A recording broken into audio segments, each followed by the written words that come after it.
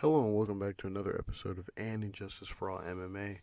My name is David, and this is a special episode um, reviewing Laura Sanko's first main, uh, main UFC card. Um, I just wanted to do like a little review because I was scoring the Lewis versus Spivak card, and it was I just wanted to see how she would. There was a lot of hype around it, so I wanted to see how she would do.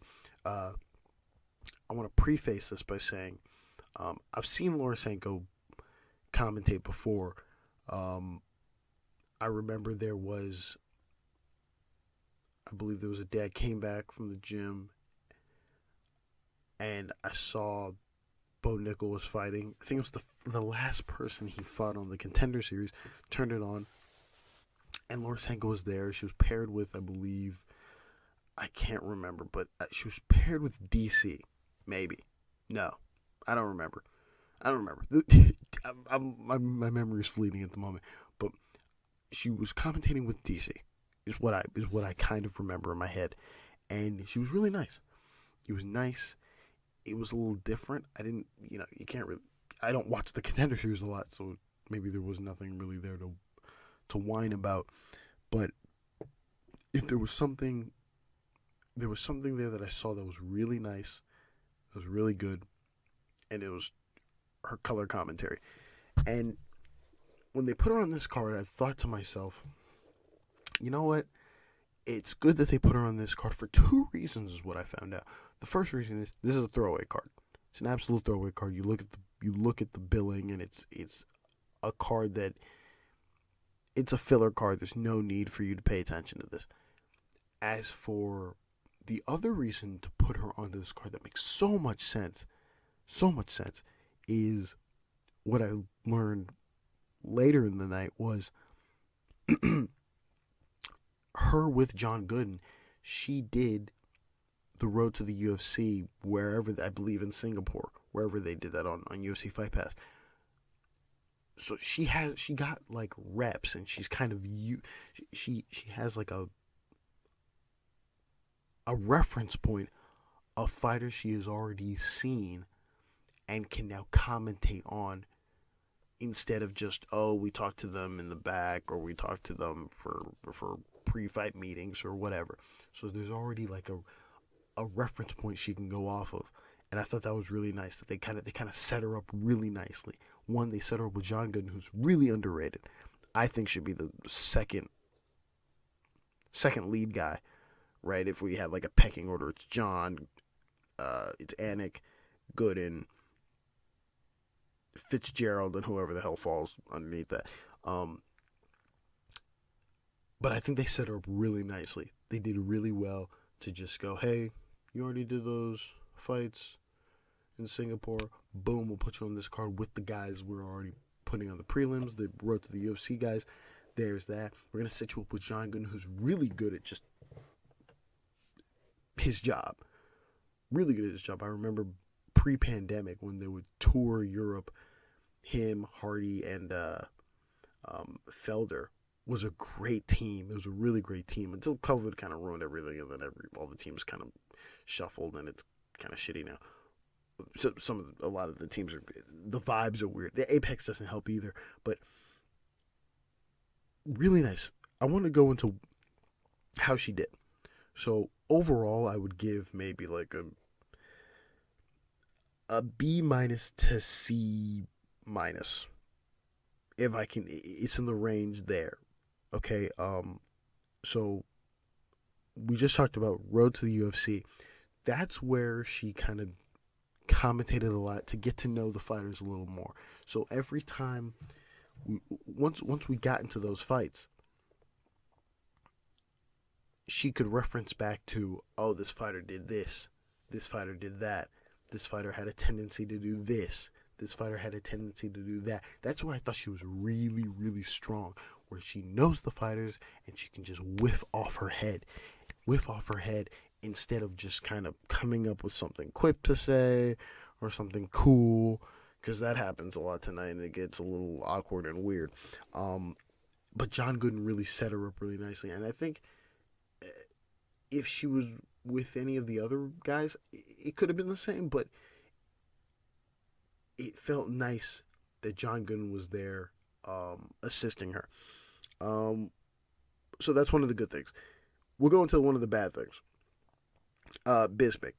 I don't like Bisping's commentary. It's really fucking bad. He just waffles on. He makes jokes. The jokes aren't funny. Sometimes they're funny, sometimes they're not funny. He has a really annoying voice. He rambles on. I could go on and on and on and on and on. The reason why I bring this up is because a lot of Bisping's mannerisms rubbed off onto Laura Sanko. When Michael Bisping is commentating with Dominic Cruz, Michael Bisping will talk, Dominic Cruz will entertain for maybe a second, and then be like, hey, back to fights. Back to fights. When he's with Felder, the same thing will happen. Felder will kind of entertain it, but he'll mostly get back to fights. Or their rapport is actually a lot stronger than Sanko. And when I say rapport, I don't mean rapport backstage. I mean on-screen rapport, where it sounds good and it flows in and out. There was a lot of times where, again, I don't like anything Bisping does, but stick with me here. Bisping would say something, and Laura had a chance to respond. Instead, she would kind of hit it with like an ender, right? Sort of like oh, look, he's doing this, and blah, blah, blah. And then Laura would be like, yep, that's... Blah, blah, blah. It would kind of end. It would drizzle. It would fizzle out, almost. A lot of Bisping's mannerisms would kind of rub off on her. And she would almost kind of sound like Bisping. She would have like his tone a little bit, and that wasn't. We don't need two Bispings. That's gonna kill me. Bisping does this thing where I didn't remember the fight it was. I can't remember, but there's a fight where the fighters are getting ready outside the cage, and Bisping is describing one of the fights. He's like, oh well, yeah, he needs to win this fight. This fight's really important. He essentially just says why the fighter is good without giving any of the qualifications, any of the fights. He just gives adjectives and adjectives and adjectives and adjectives and adverbs or whatever. And he goes on and says that and over and over and over. And throughout the night, Laura Sanko does the same thing where she's just throwing out phrases. You know, one phrase was fine. 20 phrases gets a bit obnoxious. Like, oh yeah, he needs to put the cookie back in the pantry because this. She made a car joke. What was the fucking thing? Flat tire.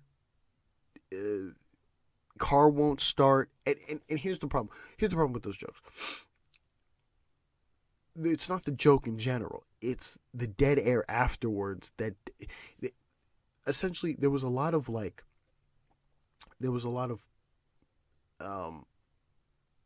congratulations, Laura Sanko, which is nice. But if we're going to put her over, at least put over the bad jokes. We put over Bisping's terrible jokes. The shittiest jokes. Some are occasionally, funny. All of his jokes are terrible. And so we put him over by doing the cheap little laugh we give him. Laura Sanko gives the cheesiest one-liners, and it's dead air. Not even Gooden can save her. It's dead air. You could at least have Bisping just go, oh, his weird, frilly laugh. No one saves her. They let her fail on that front. So there's that. That's whatever. We mentioned this already, but John Gooden, arguably the number 2. He should be he's really good. He's really, really good. And he sets her up nicely. There's a lot of times in the night where he would go, blah, blah, blah, blah, blah, Laura. So he's essentially talking to Laura directly to then analyze the thing that they're analyzing. Really good setting her up, and she did well playing off of John Gooden. Playing off of Bisping was a little tougher because Bisping's just annoying, and he'll say the wildest things. I believe during I want to say it was the Park Choi fight where Bisping didn't know which fighter was winning when it was apparent who was winning, and he mixed up the fighters accidentally, maybe, possibly. Um,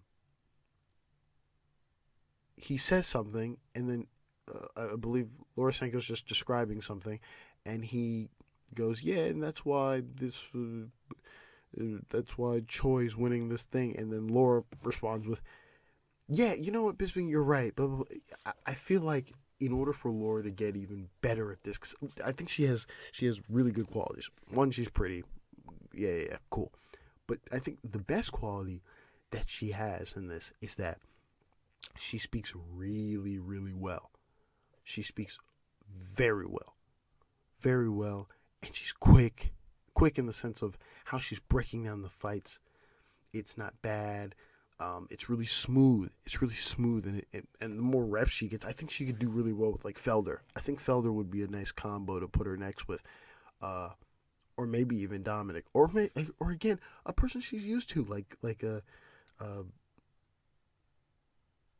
I like DC, but Bisping is too erratic. Um, Playing off of Bisping doesn't work well in my eyes, and there were many times where she would kind of mirror Bisping a little bit, and we'd have two Bispings. I feel like I've already talked about that. uh, she had really nice breakdowns. There were many times where she did a little not teleprompter, but those promo packages. She broke down the promo packages very well. The replay she broke down very well. Even in the fight, there were times where with the other crews, they would probably notice things a little more. With Anik, his eyes are everywhere. So he's like, oh, there's a cut that just opened up on, I believe there was the Nelson fight. Nelson versus, I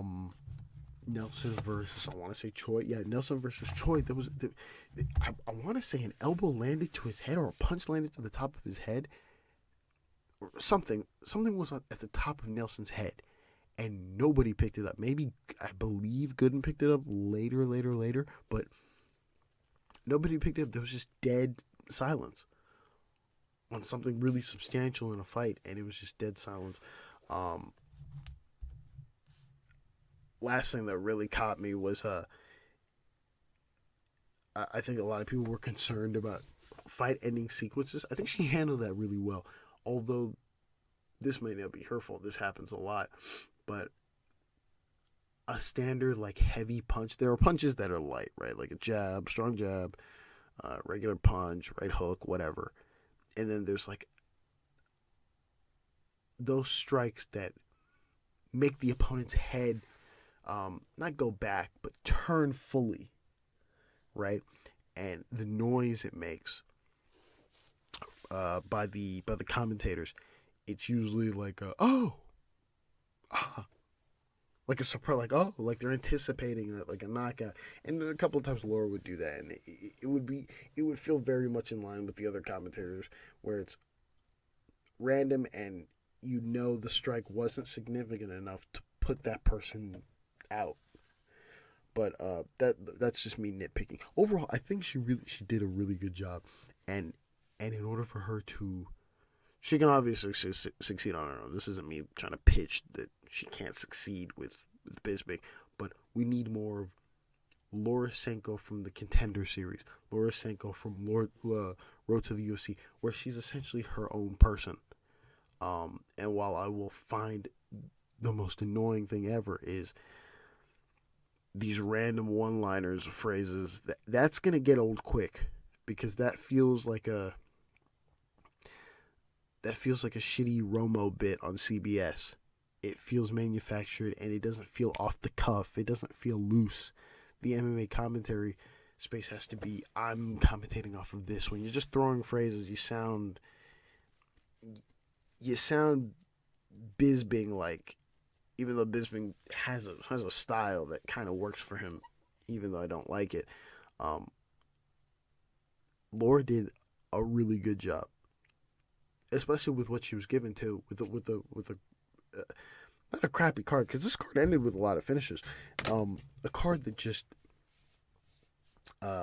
from the back end helped her out, But if this was a fight, let's say this were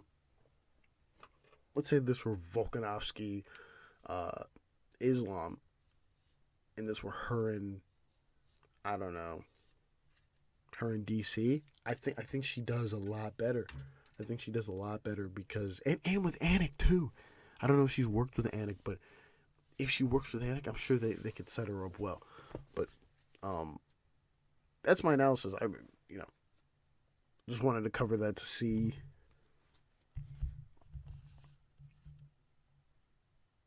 how her commentary would do. But overall, yeah, probably like a B plus, C minus. Um, yeah. Again, thanks for listening, and